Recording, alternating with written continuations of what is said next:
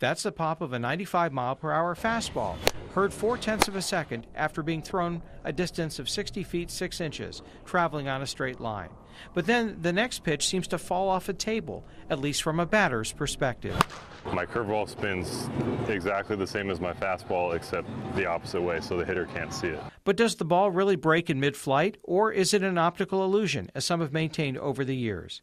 Columbus Clippers pitching coach Tony Arnold explains how it works. As you come through, you want to get to that area right there so the ball comes out up here. You want to rotate the four seams if you can. Once you get into pro ball, especially in the higher levels, the big curve ball that breaks big, they don't call strikes anymore, so you have to be able to tighten it up. Mo Samamy, director of Ohio State's Aerospace Research Center, says it's all about aerodynamics. A pitcher imparts rotation, slowing the baseball down.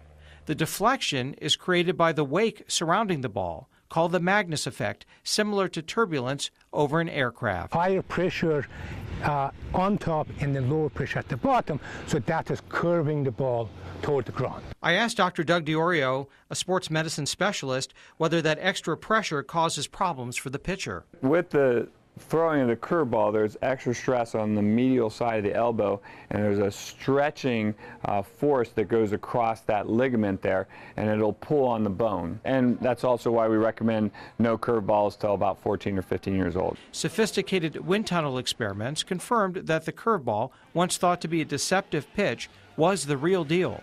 Though when it gets into the batter's peripheral vision, the brain may be fooled by the degree of the drop-off. A rate of 30 revolutions per second causes the curveball to break about 1.5 feet.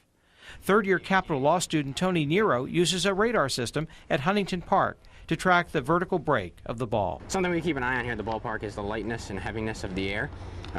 Lighter and heavier air can affect the velocity and the flexion. Lighter air increases the velocity and the sharpness of the break due to less friction. I don't know what the scientists say, but for me, I think it's real. Left-handed Clippers reliever Nick Hagedorn recently added a curveball to his repertoire. I've just started throwing a curveball actually before this year. Before that, I threw a slider.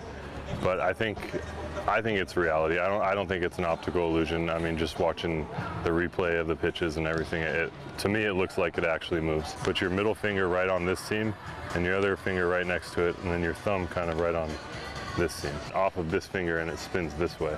Yeah, feel your fingers on top of it. Yeah.